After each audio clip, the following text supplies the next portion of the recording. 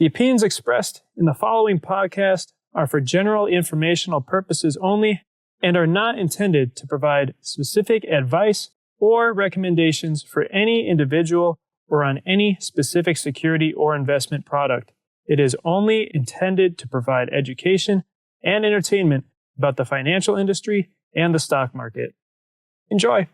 On this episode of Pennies Going In Raw, we discuss earnings reports, potentials and results, how to hedge yourself into earnings, and also SESN.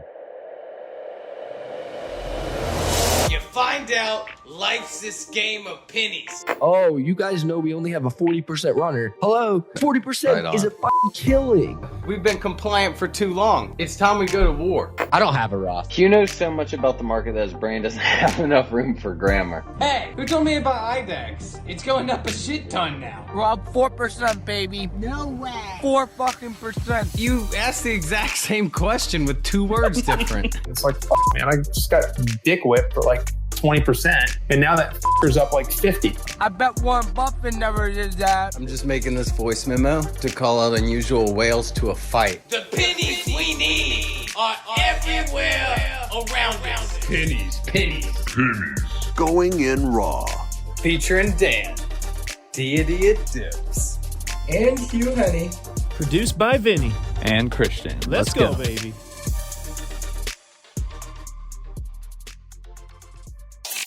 Welcome back to another episode of Pennies Going In Raw. Today is Sunday, August the 15th, and overall, probably not a great week for FinTwit with Wish, as we'll get into later.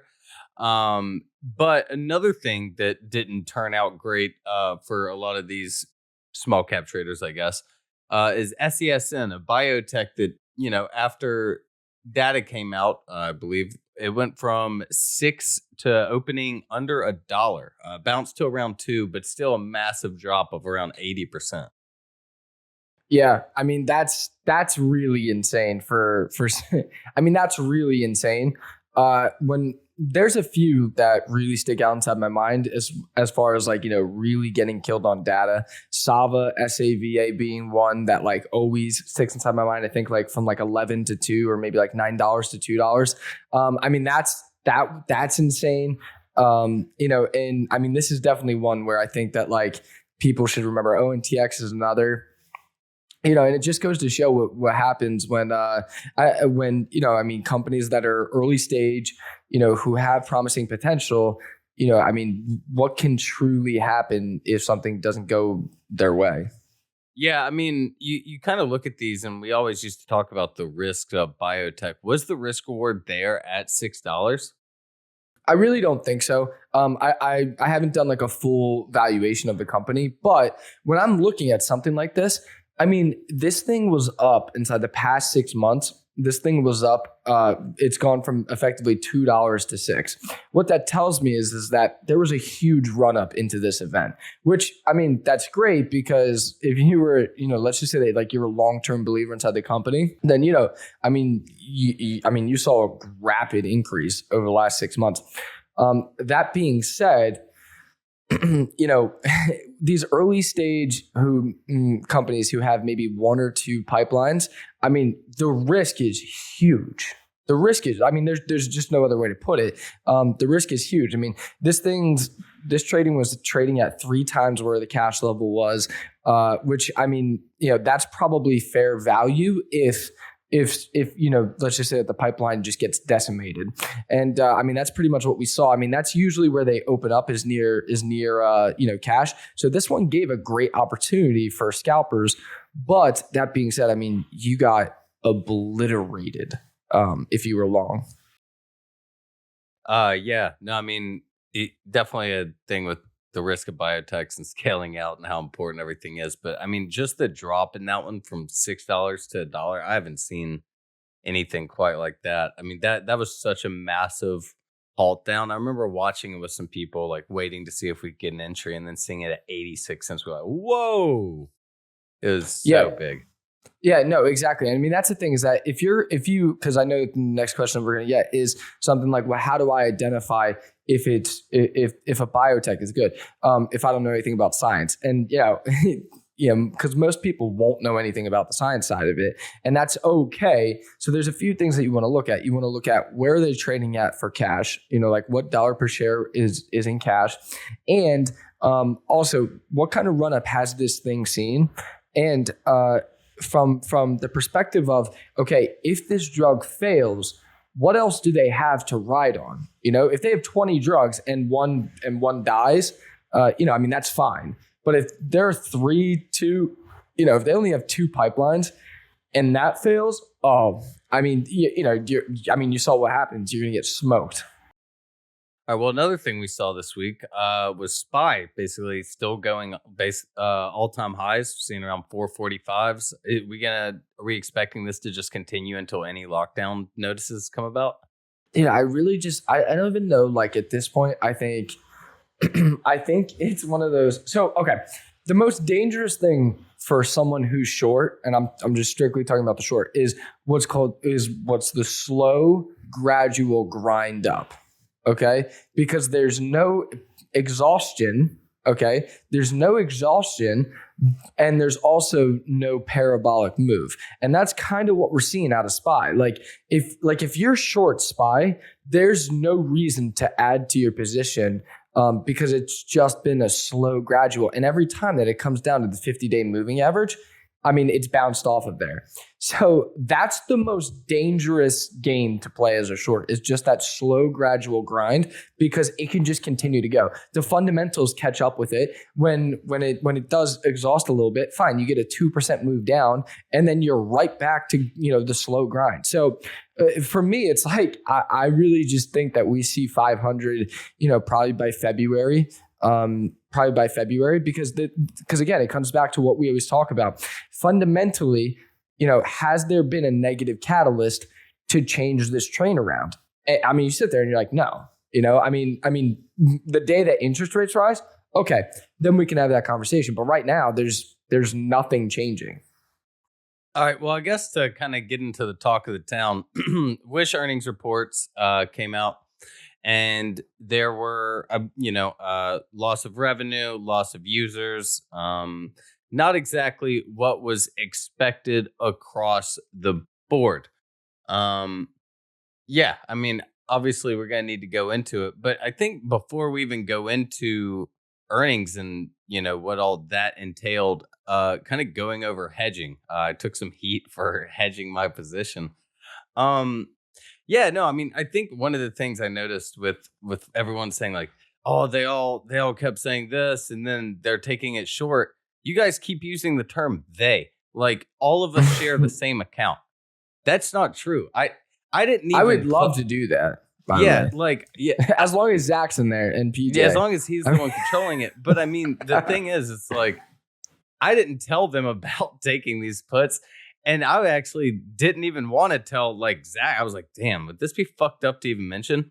But I think the lesson on hedging is big in itself, because if you have, let's say, 5,000 shares of Wish at $10, that's $50,000 in the position. Let's say earnings are bad, which they were, and it drops $2 or $3. You lose 15 grand because $5,000 each dollar, 5, 10, 15, because it goes down to 7, let's say.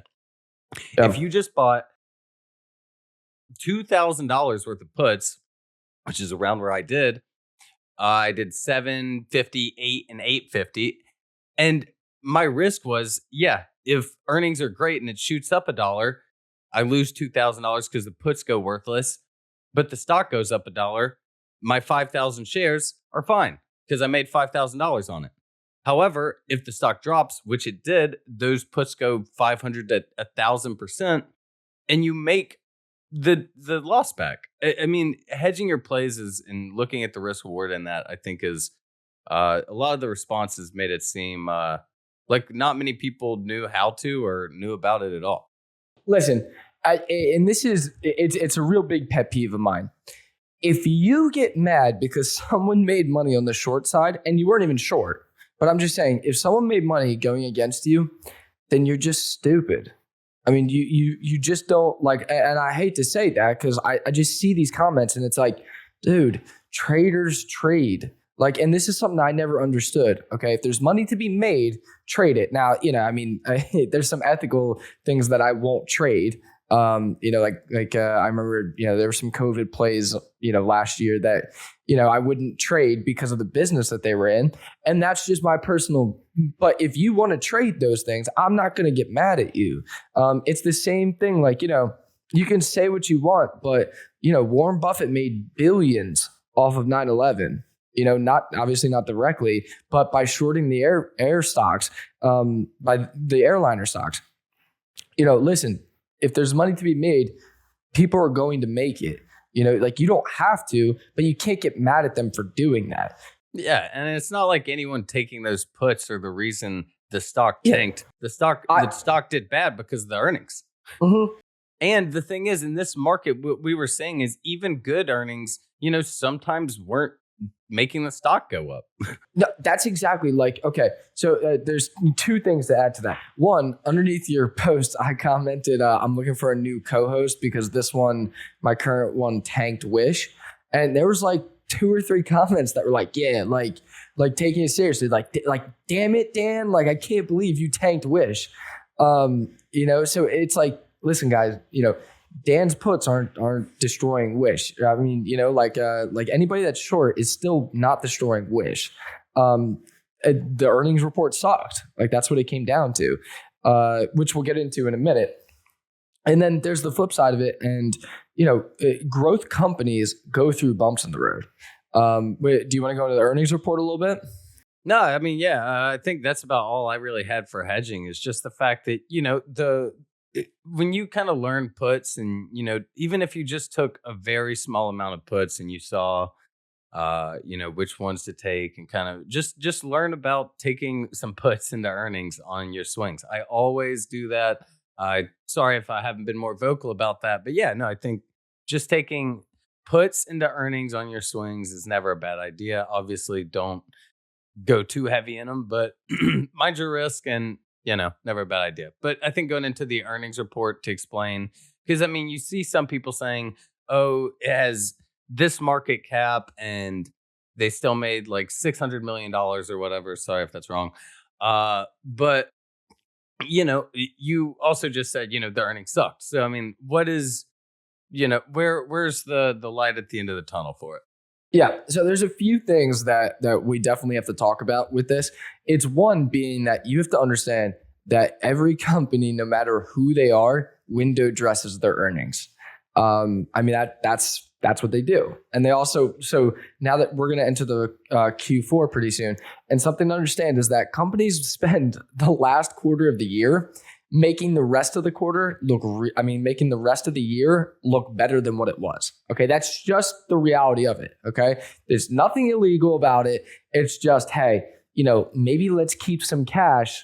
Maybe let's not pay let's not pay our accounts receivable until the first of the next month so that when we report last month's numbers, it looks like we have more cash, like stuff like that. And that's okay. There's nothing illegal about it. It's just, let's call it creative accounting. Okay. So that's the first thing that everybody has to understand. Now, the other thing that you have to understand is that a lot of us trade speculative growth companies. Okay. There's a reason that Apple doesn't move 10 to 15% because everything's already known. It's already expected. Okay. Apple will never come out with a minus 50% revenue. Okay. It's just, it won't ever happen.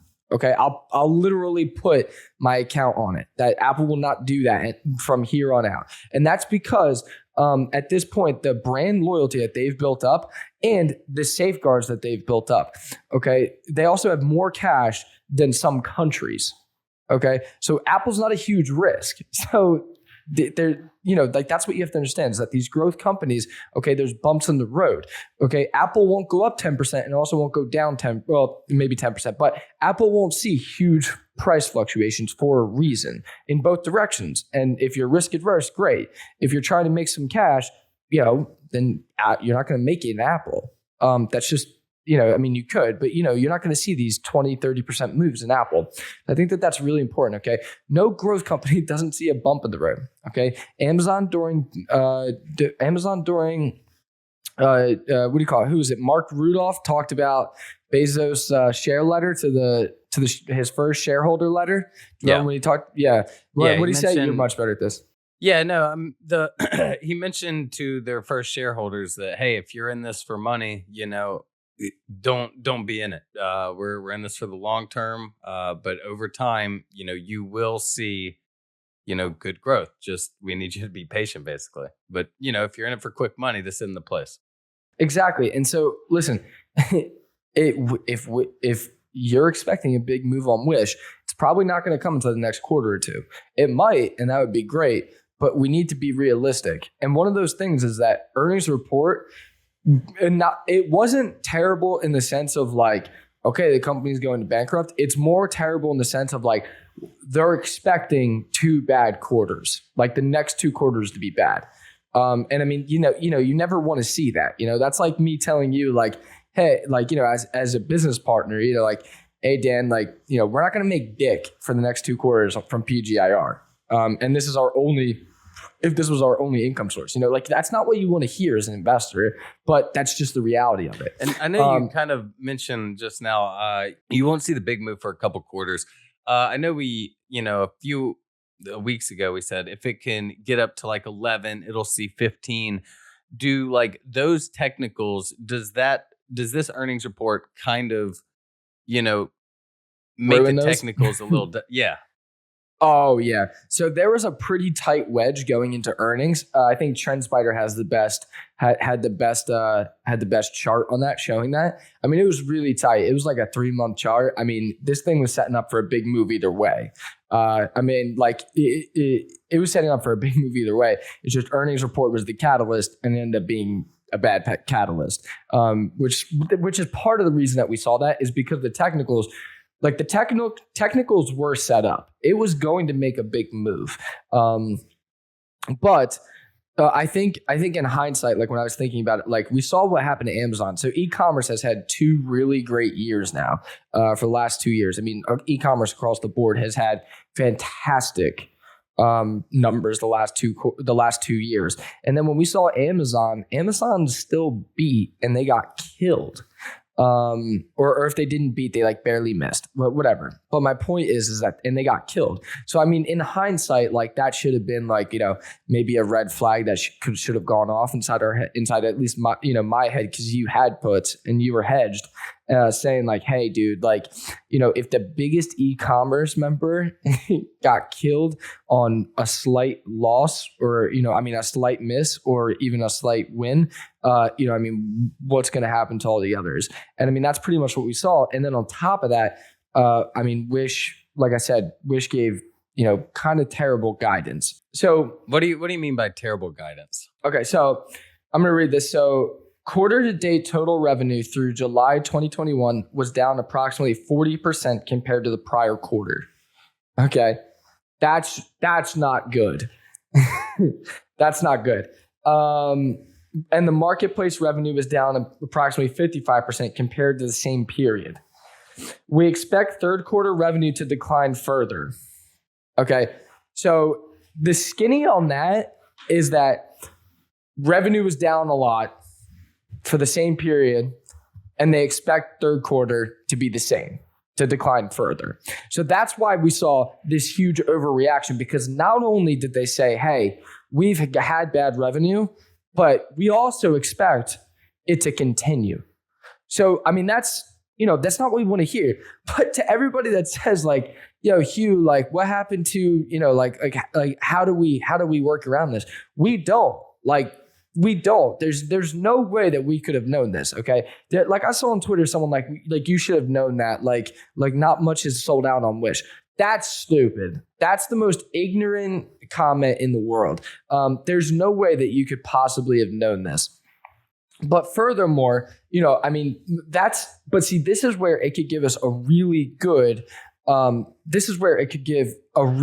opportunity, because when they say things like that, long-term investors kind of think to themselves, well, okay, not long-term investors, but traders kind of think to themselves like, hey, I'm not holding this thing for 2 quarters to then reevaluate the business. But the way that I look at it is that, hey, they're coming close to, their market cap, hang on, let me find it real quick.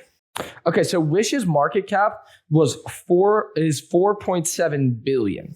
They still do over $1 billion in revenue a year. Okay. And their market cap's about 4 billion right now.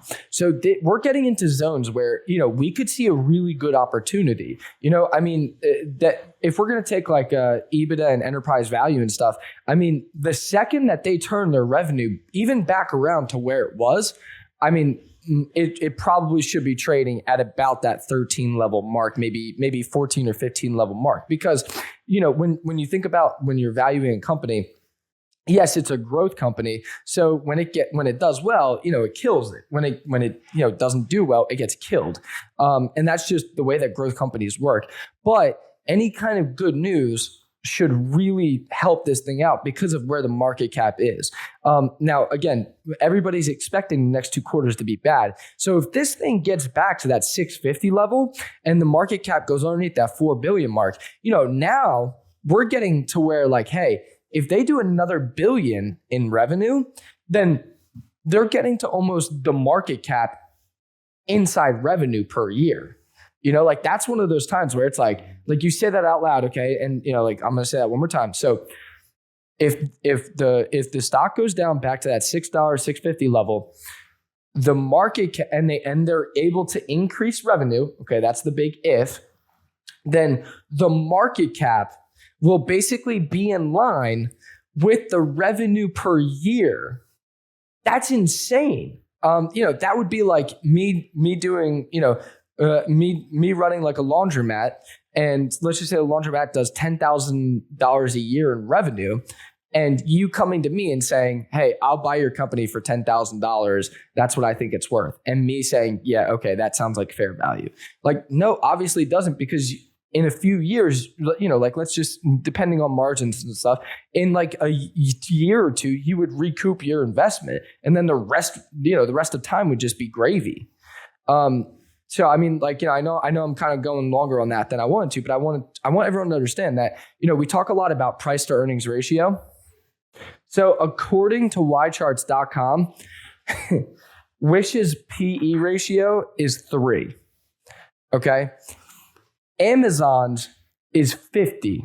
So that means that Amazon trades at a 57 price to earnings ratio, and Wish trades at 2. The S&P right now is trading, or 3. Yeah, sorry, 3.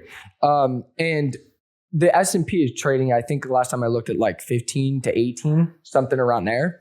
So, if we're going to take like something like that, if they can turn things around a little bit, if we're going to take, the average S&P PE, let's just say it's 15 and Wish's is 3, then this thing could be trading at 35, or technically should be trading at around $35 a share. Now, again, it's a growth company. Okay. So there's a lot of bumps inside the road and stuff, but there's some significant opportunity here. Another one that comes to mind, another e-commerce, is Overstock.com. We talk about this every once in a while, but that thing went from, that thing got killed last year. And it went all the way from 28 down to 250. And then from there, in literally 5 months, it went from 250 to $128 a share. So again, the great thing about growth companies is that they move a lot.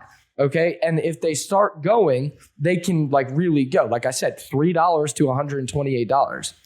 The bad part, okay, is that, there's a lot of bumps in the road, and, it can get killed. So this is why it's so important to be smart about how much position size you're taking, your portfolio. So, if we're going to break down Wish, the bad, terrible earnings report, terrible. Okay. Terrible earnings report. The good, from a valuation standpoint, they're getting really close to where if they can improve numbers back to where they were, and add revenue, then they're getting close to like a super cheap deal, similar to like Overstock, where when Overstock was at $2 a share, similar kind of valuation. So if they can improve, get back to where they were, improve a little bit, then there's some really great opportunity. But it's all about being smart and understanding that this is a more longer term play, because if you're holding, you're probably not holding for some kind of like catalyst, like some kind of announcement. You're holding for a fundamental change inside the company. I think that's the good, the bad, the skinny.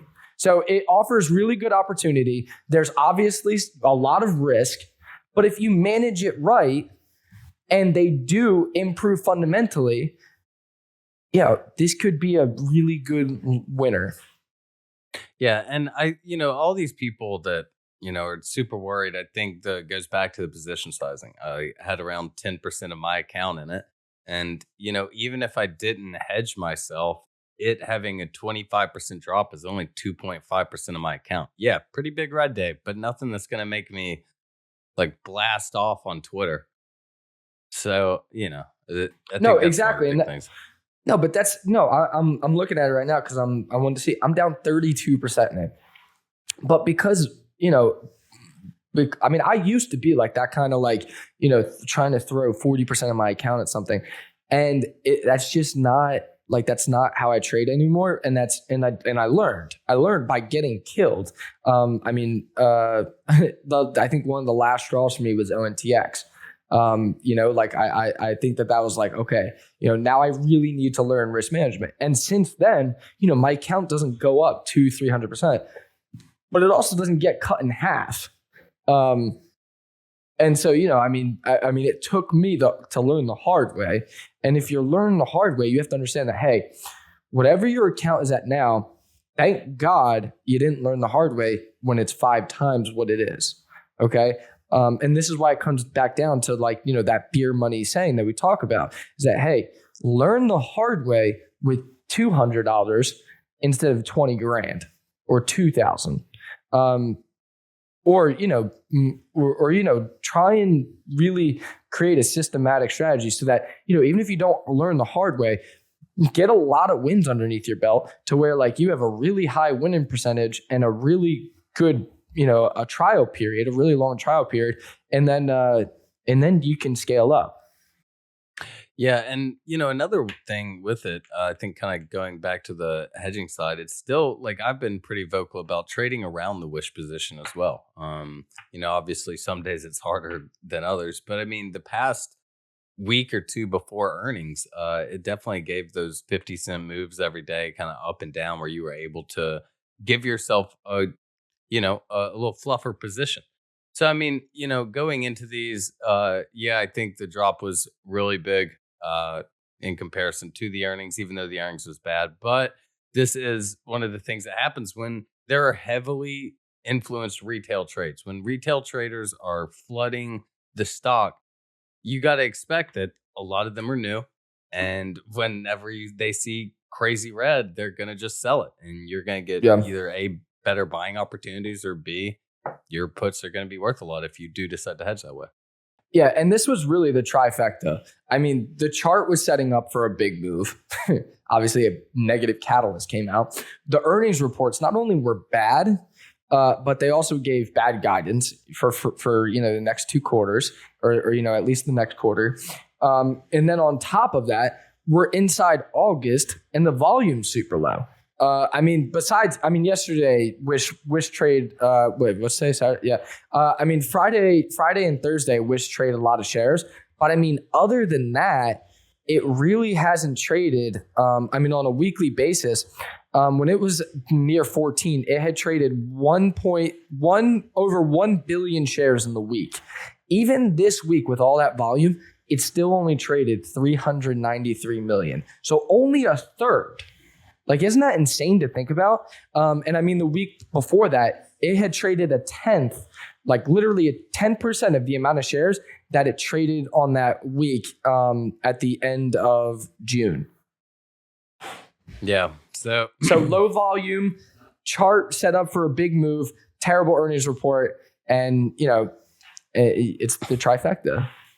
Yeah. So I guess, going into these, that's kind of what you got to expect. And hedging yourself during swings, I think, is the lesson. Hopefully everyone will, benefit from. And the thing that I was kind of most scared of was earnings just being decent or something. It's staying around and then it stays around $9.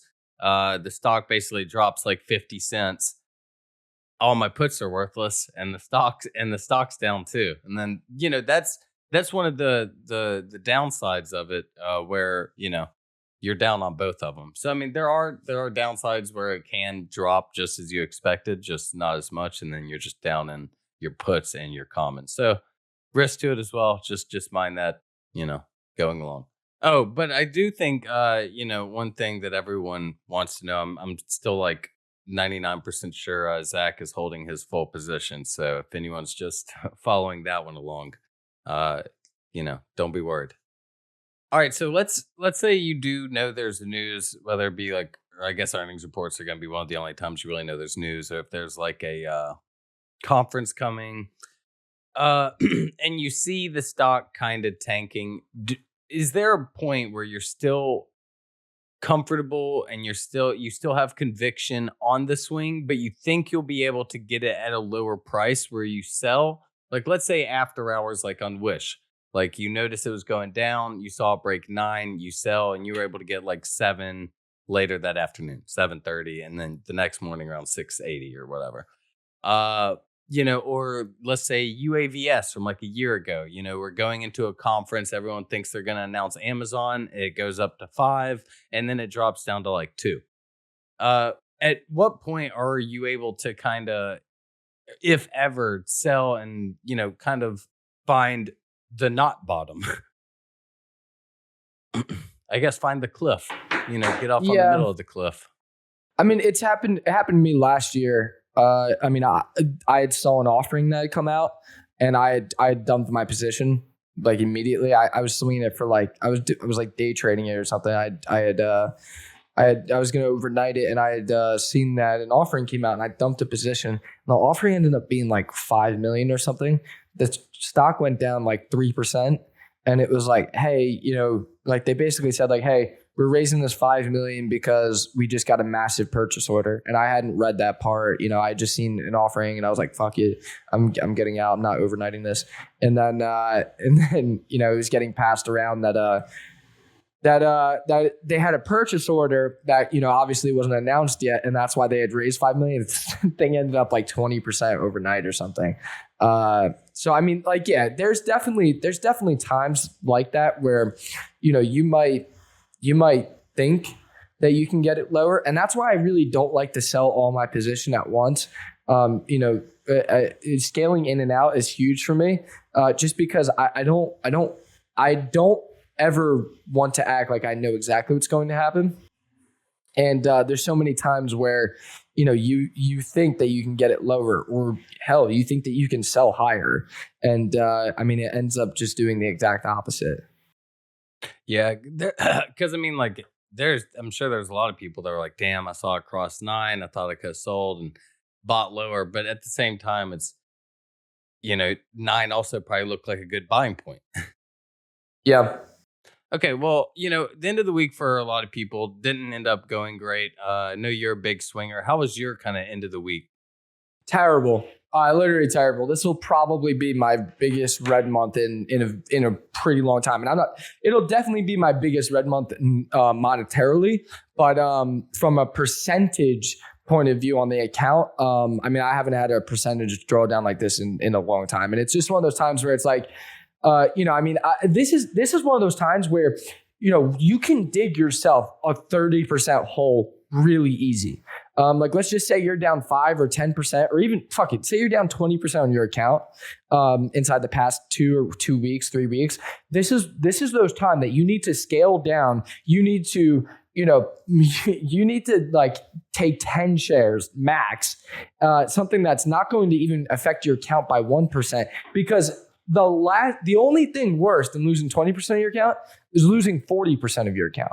And it's really easy to do, especially in a market like this. I mean, we've talked about August, how much we hate August for months. Even last year, we talked about August and it ended up being a good August.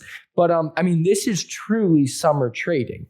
And so if you're a newer trader and you've never traded inside this, I mean, hello, like welcome to August. I mean, even for me, like I got killed. I'm getting killed. And so what I've decided to do is like, I decided I'm going to use like 20% of my account until I go away to Egypt and I go to Reno. And then when I come back, maybe the market picks up and I'll reevaluate. But honestly, I've been burnt out anyway. So I'm ready for a little bit of away time. Yeah. No, I mean, it's weird. Like the first week of August, it wasn't bad if you kind of knew how to play your large caps, but it has kind of started to feel like a regular August in the past week.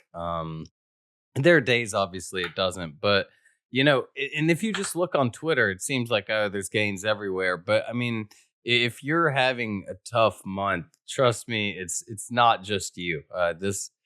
Not everyone's having this fantastic August. No. And I mean, there's some people killing it, like always. But you need to stay inside your lane. That's why last week, when we were talking about shorting, I was like, dude, I really think it's bad that people want to now learn shorting. And it's just because I mean, I see this every year. It's, hey, I'm not making money from the long side. The obvious answer is let me just go short. And that's again a dangerous game. It's revenge trading, oversizing, and then not staying in your lane. That is going to kill your account. I mean, it's happened to me. It's funny because last week I was at a family reunion and one of my aunts was like, said, like, it's great that, you've seen all this success out of nowhere. I was like, Aunt Patty, like I'm on year 8.5. Like, I've gotten killed. I got killed for like 4 years. This is a marathon. This isn't a sprint. And I mean, it took me literally 4 years of trading in August and wiping out half of the gains to then like click on and be like, oh shit, like I shouldn't be over trading. Like I should size down. And I mean, like in the moment, it just didn't, I was like, oh fuck, like if I can just make like half of it back, like I'd be stoked, but that's just how you dig yourself deeper. Or I'd see someone, make like $2,000 that day. I'd be like, damn, like, I'm at $1,800. Like, let me push it. And I end up losing the day. Or like even Friday, I was short Moderna. I made a good win on it and I should have walked away from the desk. Did I? No. I tried to go short on it again. It swiped back up against me. What I do, I covered at the very top of the day and it ended up going, down another 7-8 points. And so instead of taking the first win, okay, I ended up, going back to even and then losing overall in the trade. And then my thesis ended up being right. And so it's just one of those times where like during August, I just can't win and that's fine. But like now I understand that. We always joke about like taking all of August off, but by the end of August, a lot of times you will dead ass think, shit, I should have taken the whole month off. So like, cause you see your account or whatever, happened to it. And no, I mean, and it's another thing where the slower markets are the worst ones to revenge trade in. You're going to get burnt way worse. So, just managing that is going to be your biggest thing. But we do have some events coming up. Christian should have our merch drop coming soon. Hugh is going to Egypt and I am moving. But we do have our episodes planned out for them. We're going to have Doug Bonaparte, like PJ, Gary and Tommy together on an episode. And we got to get one more. I think it's going to be 4 episodes we're gone for. So I'll make sure to have you guys episodes every time. And we also have details coming out, or actually on Twitter right now for our Reno event coming up on the 7th and 8th. Yeah. So we just booked the venue for Reno for that Tuesday night. That Tuesday night's going to be more of the Tuesday night is going to be way more of discussion from like, your favorite gurus and shmurus. And then we're going to do like drinks and stuff after. We're going to do drinks there too, obviously. I mean, we're not, we're going to drink everywhere. Yeah, everywhere. I think Reno's open container for those 2 days. And then we're staying inside a casino. So I don't know what personally can go wrong. Oh, are we We're really in staying Nevada. inside a casino? Yeah, we're staying in a casino. So what could go nice. wrong? We're inside the 4th largest city in Nevada. All the boys are going to be together. We're staying in a casino. City in Nevada. That is not a flex. Dude, everything's cheaper. Like the venue that I got quoted for, the same thing that I got quoted for in Atlantic City.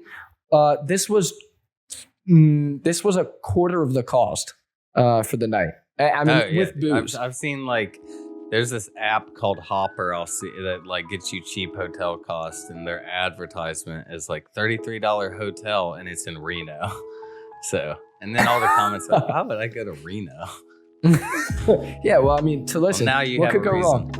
wrong? There's a college nearby that we're gonna be at, giving seminars. We're staying in a casino, and all the boys will be together. What could possibly go wrong? We wrong? were staying at a casino. That does make that makes me a lot happier. Silver Legacy. It's gonna be fun. It's funny because when I called about the venue, they were like, is there something going on that week? Like we're gonna raise our prices because we've just seen like this influx of people like on this random week, and I'm like, I got like a big head for a moment, and I was like, oh shit, like I wonder if like something else is actually going on, because that would ruin this big head moment of mine. Yeah, well, it should be a fun time, and we'll see everyone there. Little short episode this week, but we'll get him back next week, Tiger. So see you guys, and we love you. Bye.